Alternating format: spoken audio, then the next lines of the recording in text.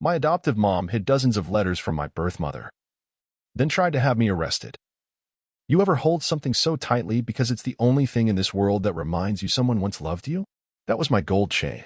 It wasn't fancy. It wasn't worth a ton, but it was the last thing my birth parents left me with before they passed away. The only physical link I had to them. And then one day, my little sister sold it. For matching hoodies. No, seriously. Designer hoodies. My name's Noah. I was adopted when I was 6. I still remember the day the Callahans came to get me like it was yesterday. I was this tiny, shy kid with no clue what love was supposed to feel like, and then Linda hugged me. It was the first time I'd ever felt warm and safe at the same time. That first year? Honestly, it was great. I called her mom right away. Mark, my adoptive dad, even taught me how to ride a bike. But everything changed when Haley came along. She was their miracle baby, born after years of infertility. I went from being the kid they chose to the kid they barely noticed. It started with little things. Fewer hugs. No more bedtime stories. My birthday, completely forgotten the year I turned 7. They didn't mean to do it, I told myself. They were just busy. So I tried harder. Drew pictures of our family, with Haley in them. Helped set up her crib. Wrote lullabies for Mom's belly because I didn't want her to ever feel like she didn't belong. I didn't realize then that I was already being phased out. Haley grew up spoiled. Every birthday was a production. One year, they sold some of my old clothes to fund her party at a water park resort. I kept quiet. Before we go further, don't forget to like this story, hit subscribe, and tap the bell so you don't miss what happens next. I did my chores. Focused on school. Poured everything into becoming the kind of person they'd be proud of, even if they didn't notice anymore. By the time I was 19, I'd earned a partial scholarship to a great university for engineering. I had big dreams. I even started saving up for groceries and essentials. Then came Haley's 14th birthday. She asked if I could pay to fly her and her friends to Disneyland. I told her no. I needed that money to eat. And that's when she said it. You're not even real family. You owe me. Those words didn't just sting. They lit something on fire inside me. And then, with that smug little half-smile, she said, looks like I win again. I didn't fight. I didn't yell. I just walked away. But the damage was done. Later that week, I went to find my necklace, the gold chain my birth parents left behind. It was gone. I tore my room apart. Finally, I confronted Haley. She just looked at me and said, yeah. I sold it. Bought matching hoodies with my friends. Happy birthday to me. No apology. No regret. Just that same grin. Something broke inside me that day. I locked myself in my room, stared at the wall, and knew I was done. Done trying to belong in a house that treated me like a placeholder. Done sacrificing my dignity to keep the peace. I texted my only real friend, Tyler. Asked if I could crash at his place for a couple weeks before school started. Of course, he texted back, my parents love you. So I packed up what little I had, my laptop, a few clothes, some books, and snuck out in the middle of the night. I left a note behind, gone to stay with a friend until college. Don't worry. As if they ever really had. That night, on Tyler's couch, his mom made me breakfast the next morning without asking why I was there. His dad talked sports with me like I was one of the family. And for the first time in years, I felt like someone saw me. Tyler's family didn't ask questions that first night. His mom made me scrambled eggs. His dad offered me his Netflix password like I was a guest, not some runaway kid with emotional roadkill in his backpack. It wasn't until the second night that Tyler knocked on the door and asked the obvious. Dude, what happened? I didn't even look up. She sold my chain, I said. The one thing I had left from my birth parents. Tyler paused, like he wasn't sure what to say. She just took it, he asked. I nodded. Traded it for hoodies. Literally. Matching hoodies for her and 2 of her friends. And my parents, they didn't care. Not even when I told them. Tyler shook his head. I'm sorry, man. I laughed, not because it was funny, but because I'd finally run out of anything else to feel. They called me selfish, I added. Said I was making things harder than they needed to be. And then came the call. I was at the grocery store with Tyler's mom when my phone buzzed. Mom, missed call, I ignored it. Then came the texts. Linda, where are you? Linda, this is not okay. Linda, you're scaring your sister. Linda, don't do this to us. Us. The word made my skin crawl. Us, as in the family I hadn't really been part of since I was 9. I stared at the messages until Tyler's mom gently said, if you don't want to answer, you don't have to. I didn't. I blocked the number. A few days later, I was helping Tyler set up a new desk when he got a weird look on his face. You might want to see this, he said. He handed me his phone. It was a Facebook post. From my adoptive mom, Linda. A long, emotional letter to her lost son. She wrote about how I'd always been difficult, how she and Mark had sacrificed so much to give me a home, how she was heartbroken that I'd thrown it all away over something as small as a necklace. She made me sound ungrateful, unstable, dangerous, even. And then, at the end, she said the part that knocked the wind out of me. We did everything for him. Even when we found out what his birth mother really did, we still loved him like our own. I froze. What? I whispered. Tyler read it again, confused. What does she mean? What your birth mother really did? I don't know. I called my social worker from the adoption agency. Thankfully, she remembered me. Ms. Delaney, kind woman, always wore scarves and called me sweetheart, even when I was being a little punk in foster care. I need to ask you something, I said. It's about my birth mom. There was a pause. Noah, are you sure you want to open that door? She said something. Something about what my mom really did. And I don't know what it means. Ms. Delaney sighed. I can't give you the whole file without authorization, but you were supposed to get a letter on your 18th birthday. I blinked. What letter? From your birth mom. She left it with us. We gave it to the Callahans to give you when you were old enough. My mouth went dry. I never got a letter. And just like that, everything clicked. They kept it from me. Whatever she wrote, whatever truth my mom wanted me to know, Linda and Mark had buried it. Decided it wasn't necessary. Or worse, inconvenient.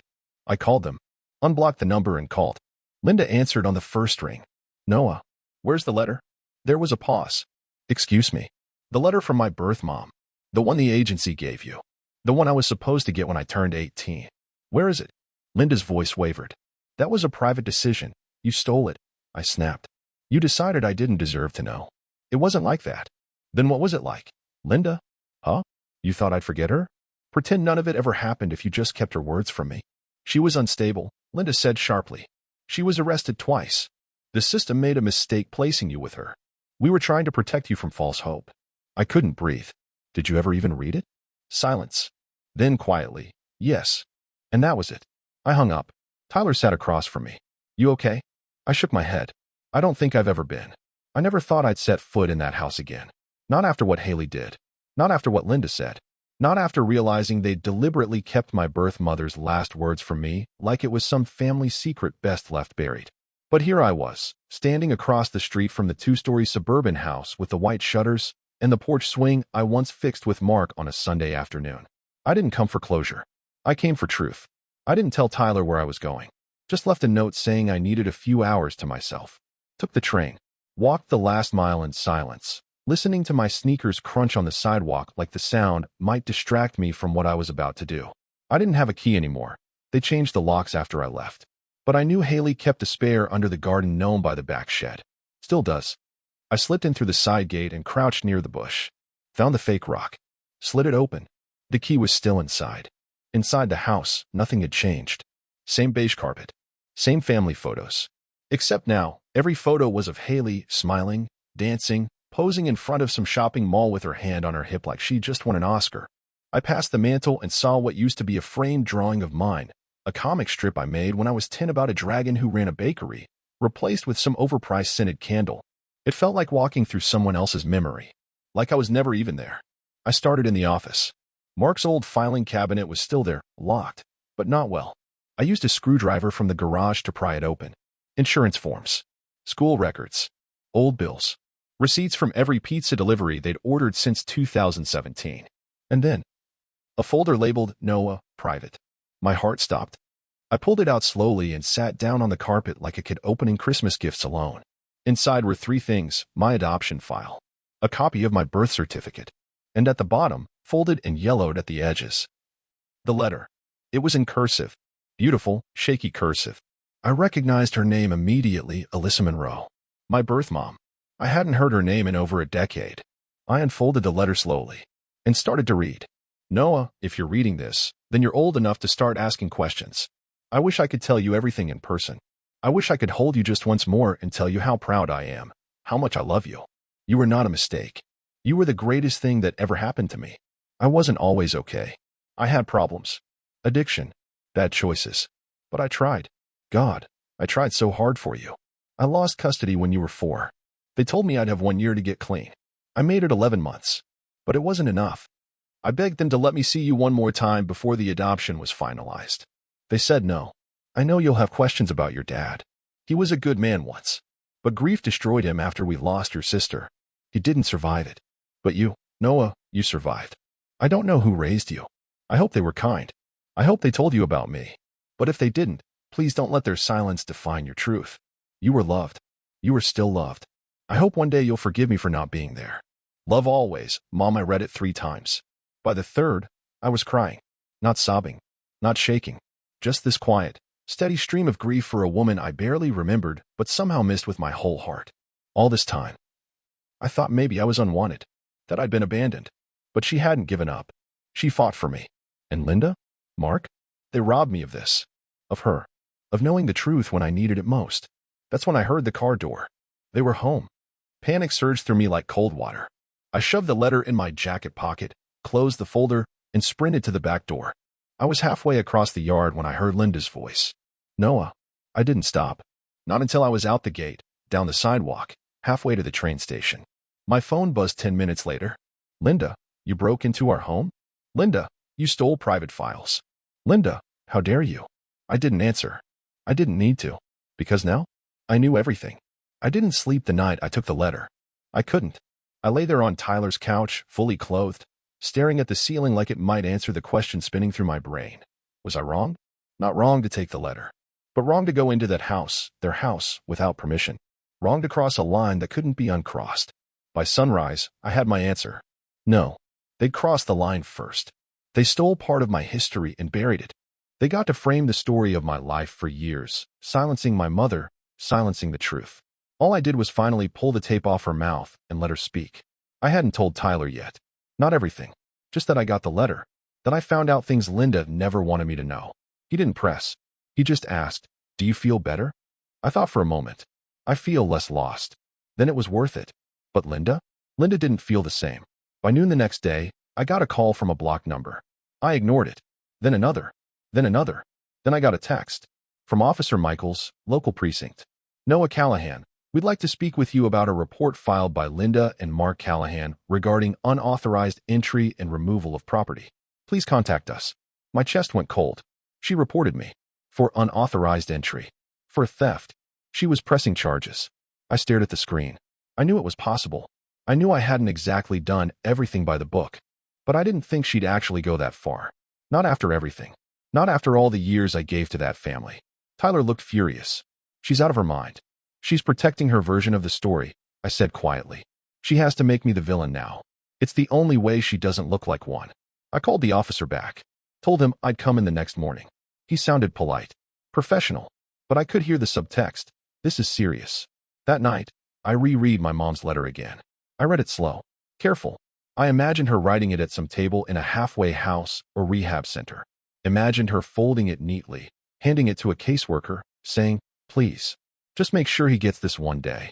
And then I imagined Linda reading it and deciding I didn't deserve it. That wasn't protection. That was control. The next morning, I walked into the police station with the letter folded neatly in my coat pocket. I gave them my ID, told them who I was. Sat down in a plastic chair under flickering lights and waited. They brought me into a small room. It wasn't handcuffs and interrogation serious, not yet, but it was real. Officer Michaels was middle-aged, tired eyes, but fair. He asked me to explain what happened. I told him the truth. I told him about the letter, about the adoption agency, about the years of emotional neglect, about the chain Haley sold, about the tipping point. He didn't interrupt, just listened. When I finished, he sat back in his chair. "Do you have the letter?" I handed it over. He skimmed it. "Read slowly." Then he nodded. "I'll be honest with you," he said. "Technically, yes, you entered a residence without permission and removed property. But this isn't a burglary. It's a family mess. So what happens now? Well, he said, if your parents push it, it could become a misdemeanor trespassing charge. But between you and me, I don't think they want this in court. It'd drag everything out into the open. It's messy, personal. They might just want to scare you." He was right. A few hours later, I got a voicemail from Linda. No apology. Just a flat, clipped message. "If you ever come near our home again, we'll escalate. We hope you find peace. We're done trying." Trying? They never tried. They tried to erase me, to overwrite who I was, to turn me into the kind of son they wish they'd had. Tyler came home with a pizza that night and said, "Want to talk about it?" "No," I said. "I just want to be done." I wasn't going back.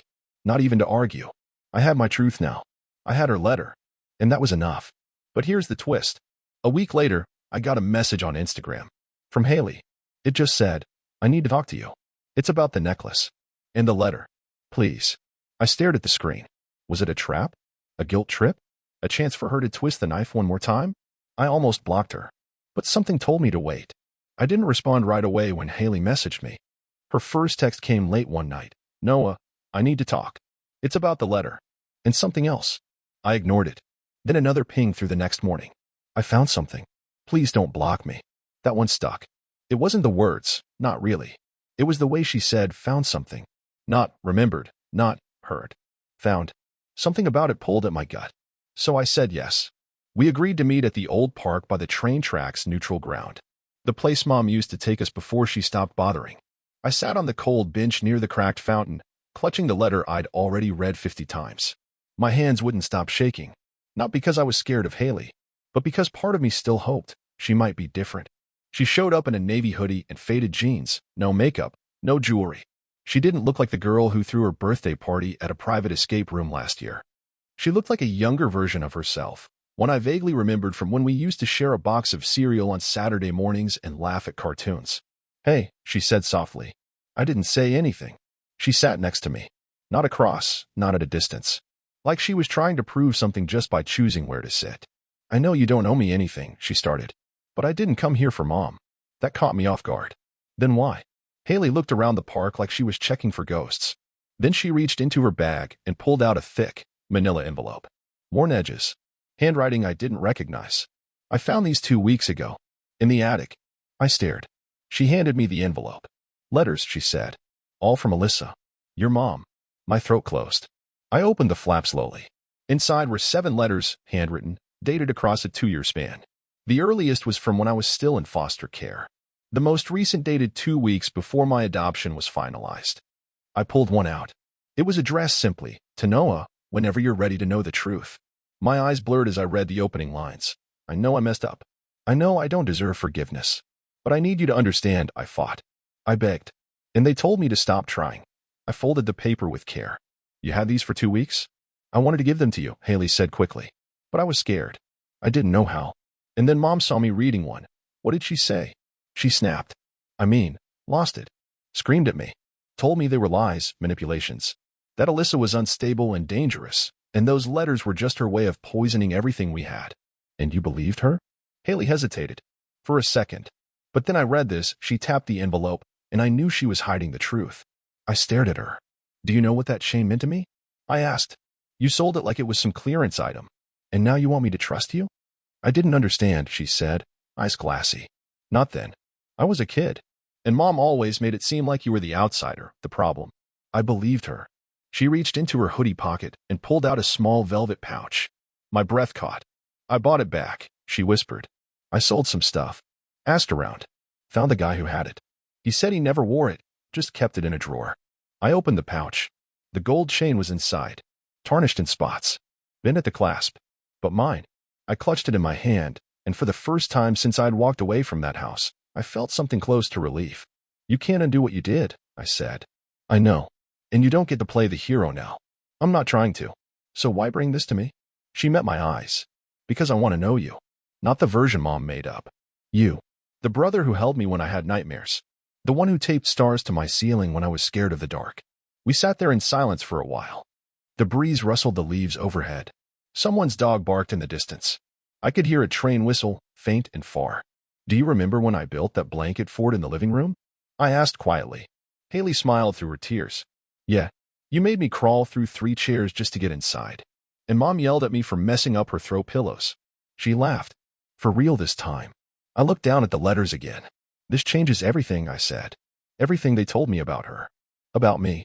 "I know," she said. "Do you think there are more?" Haley nodded. The folder looked thicker before Mom moved it. "I think she's still hiding some. Then I need to go back." She blinked. "Now." "No. But soon. I need the rest. All of it. I need to hear everything my mom wanted me to know." She wiped her face. "I'll help you." It was just past 9 p.m. when Haley pulled up outside the old house. Her hands were shaking so badly she had to grip the steering wheel for a minute before speaking. I sat beside her, my leg bouncing nonstop, heart pounding like I was gearing up for a heist. Which, to be fair, we kind of were. "You sure about this?" she asked. "No," I replied. "But I have to do it." She nodded. The lights were on inside, but the driveway was empty. Linda and Mark weren't home. Probably out for their weekly trivia night at the Italian restaurant.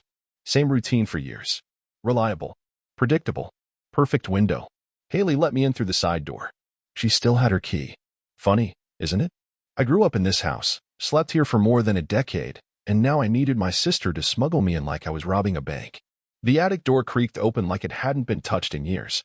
I followed Haley up the narrow steps, dust rising with every movement, my hand grazing the wall to keep my balance. The air was stale and heavy, like the whole room had been holding its breath since the last time someone stood inside it. She pointed toward the far end. It was back there, behind the boxes marked Christmas. We dug through years of memories. Or rather, their memories. I found old ornaments, tangled lights, a cracked plastic Santa. I found photo albums, none of which I appeared in after age 12. I found a whole box labeled Haley, Elementary Art, full of every stick figure and glitter disaster she ever made. And then, I got it, I whispered. A metal lockbox. Heavy, beaten up, taped shut at the corners. It looked like something that belonged in a spy movie. Haley helped me carry it down.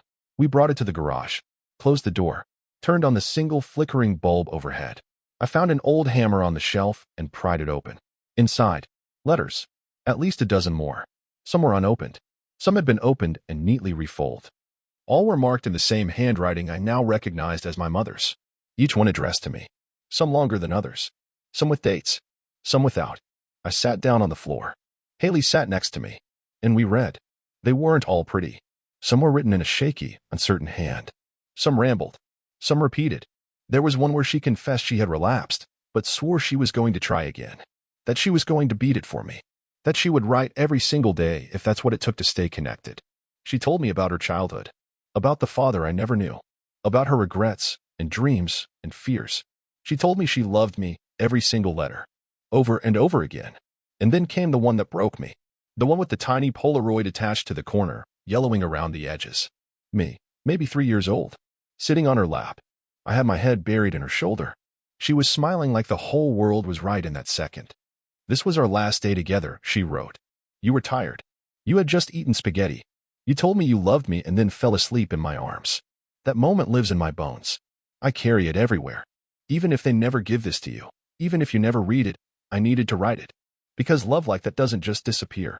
It waits. For the day it's allowed to come home. I cried.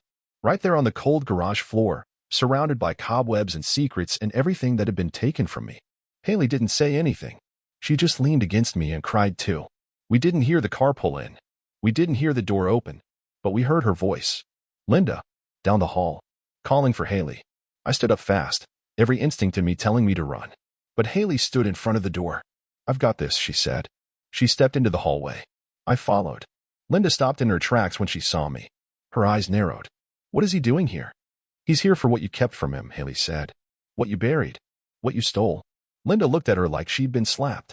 Excuse me. You told me those letters were dangerous. That his mom was crazy. But you never even let him read them. You didn't protect him, Mom. You erased him. Her voice didn't waver. She'd practiced this. Maybe not the words, but the will. Linda turned to me, eyes flashing. You broke into our home again. I should call the police. I held up the Polaroid. She left this for me. Silence. You had no right to keep this from me. None. Linda looked at the photo. Something in her face faltered for just a second. Then she hardened. We were doing what we thought was best. She was sick. She would have hurt you. She loved me, I said. And then, maybe the quietest I've ever said anything in my life. And I loved her. Mark appeared behind her. He didn't say anything. Just stood there, watching. Passive. Always passive. I'm leaving, I said. I have everything I need now. Don't contact me again. I turned to Haley. You coming? She hesitated. Then stepped forward. I'll call you later, she told them. But I'm not staying tonight. We left without another word. Back at Tyler's place, I laid all the letters out across the bed. I didn't know what to do with them yet. Frame them? Store them? Publish them? But for the first time in my life, I had them. All of them. Proof that I was loved. That I was wanted. that my story didn't start in that beige house with the cold hugs and polite lies. It started with a tired young woman holding her baby after spaghetti dinner, whispering that everything would be okay. And she was right. Let me ask you this. What would you have done in my shoes? If your truth was buried by the people who swore they saved you, would you dig it up, even if it hurt? Tell me in the comments. I want to hear your story too.